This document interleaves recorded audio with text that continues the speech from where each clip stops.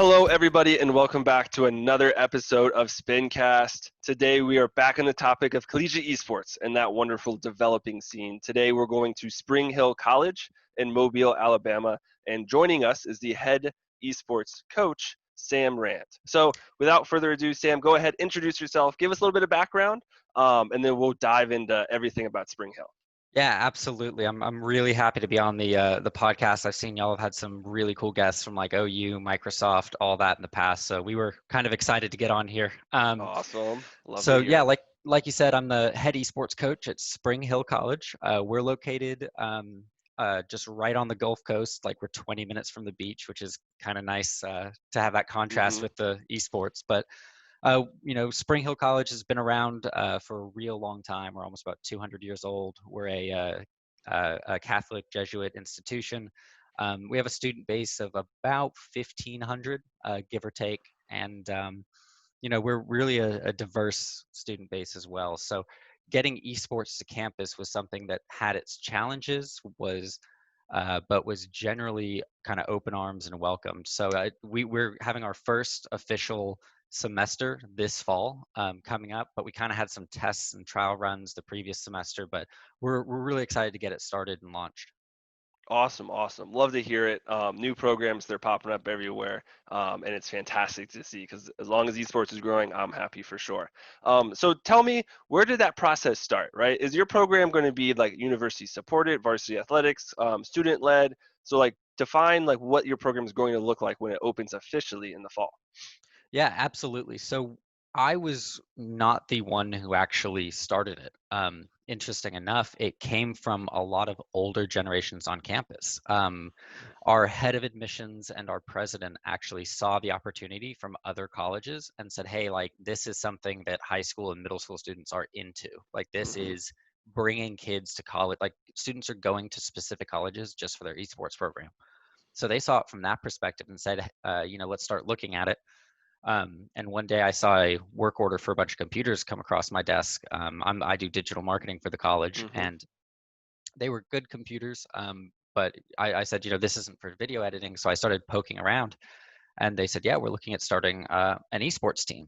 And I said, Mm-hmm. well, I used to play Hearthstone pretty competitively. I reached legend, and Mm-hmm. I was third in the state of Texas for the card game that predated that. So I started talking to them, and after interviewing and chatting with them a little bit more, they said, well, you should run this thing. So they kind of started the idea of getting esports on campus as a recruitment tool, and it we did a soft launch, and it kind of exploded.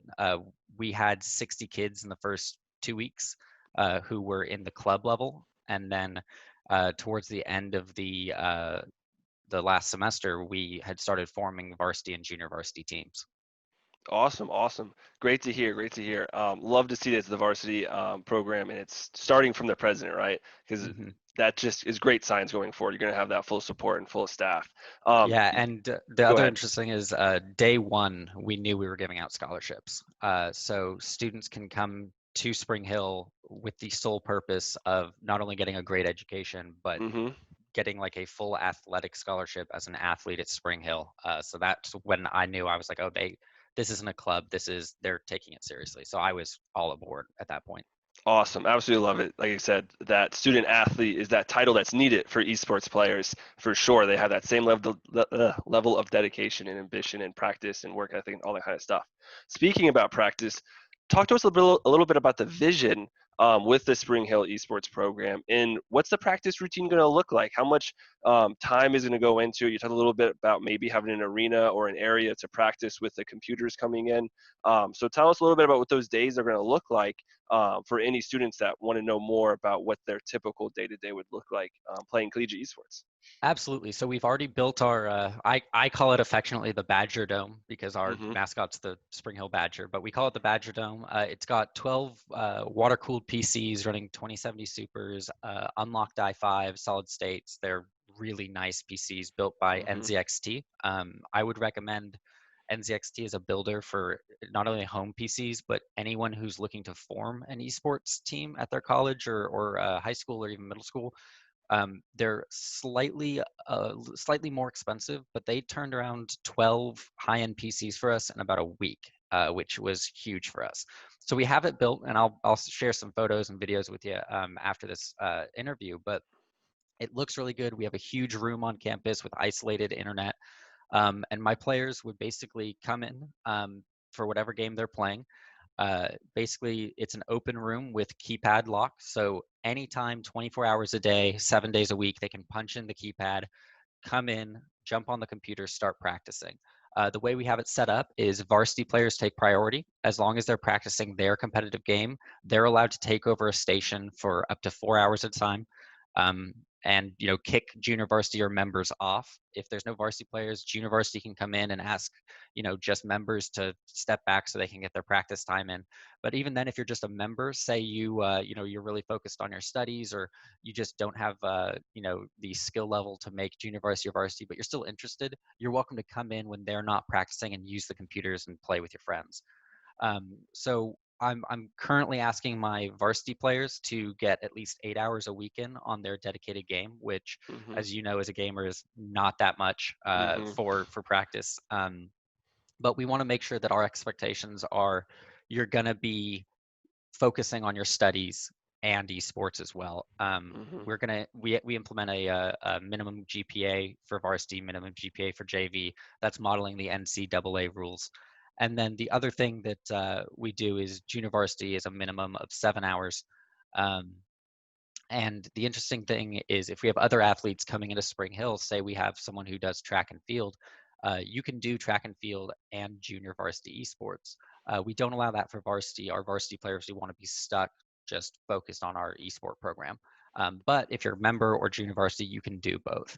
So they would come in 24/7, practice as much as they'd like, and then we start scrimming with other colleges around the U.S. and around the area that we've kind of started talking with and picking out. So we would do scrims maybe twice a week or once a weekend, and really get that competitive level. And then we start looking for tournaments in the NACE and TESPA. Hmm. Awesome, awesome. Yeah, Nason Test are two of the bigger names, if not the two biggest out there for collegiate esports Hmm. competitions. I love to see that highlight on work-life balance, right? We talked Hmm. a little bit about before we started recording, but that importance that they are a student athlete, right? And making sure that they have those GPA requirements so they can be fully dedicated and not lagging behind in their coursework. Because Absolutely. obviously the next step, I mean, the chance of going professional in gaming is very small, right? It's smaller than traditional Hmm. sports, unfortunately, but the skills you develop will lead you to an esports industry job. So absolutely love to see it. Um, Absolutely. What's nice about that is we have a streaming station set up, so it's mhm, going to be it is entirely student run. They are learning video editing, they're learning broadcasting, they're learning streaming, and it's just a chance while they're in this club or one of our teams, they're picking up these additional skills that are usable in the real world. And like I said, mhm, I'm a digital marketer by trade. That's my mhm, secondary job at the college. So with their personal Twitch streams, they've come to me after hours and been like, "Hey, how would you promote this? How do you do this?" And it's nice to see them picking up those additional skills while honing in on their craft of, say, Rocket League or Rainbow Six Siege or whatever it mhm. is they're playing. Yeah, for sure. A common analogy I always say is that you have gaming, right? Which is like Mhm. playing basketball on your driveway with your neighbors next door. And then you have esports, which is the NBA finals and the production value and the marketing, the advertising, the journalism, the Mhm. research, the coaching. Like it's an entire very big field that esports is. So you have the content creation already there. You have the streaming, the directing, the producing, all behind the scenes stuff that's so important so that your players can get more visibility. And like you said, you're already an expert in that. So that's obviously another great step. One thing I did want to pick apart a little bit more that you said earlier was scholarships Mhm. at your university. And a very close topic to that is recruiting. Obviously, if you're going to give someone a scholarship, you're more than likely going to be recruiting them. So, what's your thought process going into the first official semester in the fall in recruiting some of these players and finding, who you want to give the scholarships to as you build the skill level of your team? Absolutely. So we do have people on campus already playing and in our teams. The 6 games we're looking at that we are playing right now are Hearthstone, um, Rainbow Six Siege, Overwatch, League of Legends, Rocket League, and Overwatch, League of Legends, Rainbow Six Siege, Hearthstone, Rocket League, and what am I? Oh, Fortnite. How could I forget Fortnite? So Change the world a little bit there. right, and I actually put Fortnite. It's Fortnite and Apex Legends because Mhm. usually our players play both of those. Mhm. But those are the 6, 7 games that we are going to be competing in. And what we do is I first start scouting in those games. I find students who email me is usually the first way I find them, or I reach out to local high schools and talk to their seniors and juniors, or just from digital ads we have out there, we get leads that we follow up on. So a student will email me and say, "Hey, my name's John. I play League of Legends at this high school, and I'm interested in coming to Spring Hill." And I'll say, "Great, that's awesome. Give me some background." So I get their position. So y'all are probably familiar with League of Legends. There's top laners, middle laners, jungles. So they might say, "Oh, I'm a AD carry. I'm ranked, platinum, and I've done this, this, and this." And I'll say, "Great, I'd love to hear more. Do you have any highlights or a Twitch channel I can check out?" If they say yes, I look at that. And at that point, I've kind of narrowed. At that point, I kind of know if it's okay. They're looking pretty good. I'm interested in the scholarship. Mhm. If that's the case, I usually get into a game with them, Mhm. or I'll spectate their live games just right in the client. Or on their Twitch channel, and then I can start really feeling out, oh, this person's for real. They look really good. They would blend well with our team, and that's usually the same for all games. Um, for instance, Rainbow Six Siege is the game I'm least familiar with. So what I do is I Mhm. pull in maybe 1 or 2 of my varsity players to sit down with me, and I'll say, "Hey, let's check this person out. What do you think about their gameplay? What do you think about their skill levels?" And they'll be able to give me more accurate feedback. Whereas for a game of Hearthstone, I can sit down and I can immediately know, oh, this person's great. This person needs a little work. Things like that. So we look at skill level, and then it's also their academic background, because I don't want to be giving out scholarships to someone who is going to be failing out for the first Mhm. semester. Mhm. That is big. And then the other thing we do is we look at how they blend into the team, right? So if they Mhm. can come into my League of Legends team and they're getting along with everyone, they're not toxic, they're very compatible with my other players, that's only going to help in the long run. Whereas if they come in and they're dedicated and they are like, "Hey, I only play solo and I'm not, I don't mesh with the team," um, probably not going to be getting that spot on varsity. So Yeah. scholarships will go out to anyone like that, and scholarships are, like I said, usually only for varsity. But um, I can't give specific numbers, but I can say I was very pleased with the administration for how much they're able to give us scholarship wise. It's enough to convince people to sway from other big universities in the area Mhm. uh, to Spring Hill. So we've had transfer students come from Auburn University, from South Alabama. We had someone from LSU who came to our smaller university specifically because of esports, which is just awesome for us. Yeah, exactly. Having it, those transfer students are always great, especially when you know they're looking for those esports opportunities. And I love to see you have that well-rounded approach to recruiting. It's the scholarship, people that deserve it, right? You have not only are they good enough to play, obviously very important, but they have that Mhm. academics, and then they're the person as well. Because you said you touched on it a little bit there, like toxicity is a little rampant for sure in the Mhm. esports world, and I think we're all trying to work to bring that down, but you don't want to bring someone like that into the program. So absolutely love to see it. Absolutely. And one other thing I love to tout about our program is obviously esports, unlike a lot of other sports, is um, it's open to both men and women, right? So Hmm. our varsity teams are a mix of guys and girls both playing. So we have, I believe we have 2 females on our Overwatch team playing with 4 guys for varsity, and they're obviously just as good as the guys because they're on varsity. So we're open to anyone who wants to apply. Exactly. Absolutely, absolutely beautiful there. Love to see that open inclusivity on all fronts there. So awesome to see.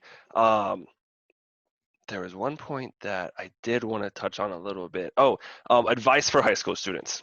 Yes. You touched a lot in those like 3 kind of categories of when you're recruiting them, right? Hmm. Speak to like the importance of making sure that they're not being toxic or they carry that social media presence very well with them, right? Because them being good enough and them having good academics is fairly straightforward. Hmm. But especially as a digital marketer, you're exposed to that world every day. So speak to the importance of carrying a positive social media presence and making sure that you realize that, hey, when you press send, or post, it's for the entire world to see. Yeah, I check if you are applying to be my team on my team or even in our club. We're going to look at your social media. Anything that's Mhm. open, I'm going to take a look at it and make sure that you're, I don't want to say behaving, but that you can portray my college in a good light.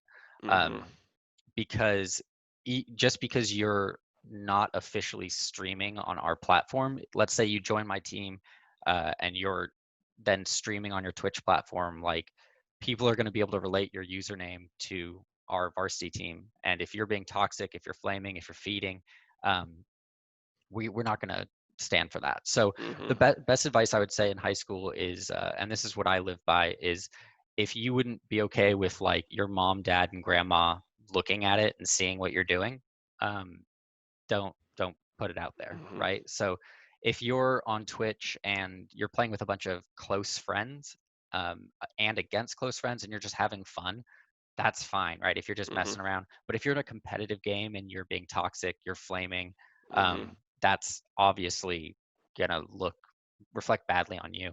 The other Mhm. thing is language in general. Esports is extremely competitive, and heart rates are high. It's a very, very tense, atmosphere, especially when you're making so many decisions in a short amount of time. But it doesn't require extreme vulgar language, right? Or Mhm. especially, so I'll get to that. But that kind of language, like I understand the occasional slip, but it shouldn't be a constant thing. And then the first day of our club and junior varsity meeting, the very first thing I said to all my members was any sort of homophobia, Mhm. sexism, racism, any of that, and my players know it, they get one shot. Like I told everyone, this is your first warning. If I Mhm. hear any of it, whether it's on stream, in person, any of that, you are off the team because that's something we don't want to reflect on our program. Yeah, for sure. Exactly. It's so important to start off on the right foot, and it definitely you're doing exactly that. Is starting off on the right foot and establishing those policies like, hey, this is who we are. This Mhm. is what we're going to embrace. And all those And positive yeah, go and for it's it.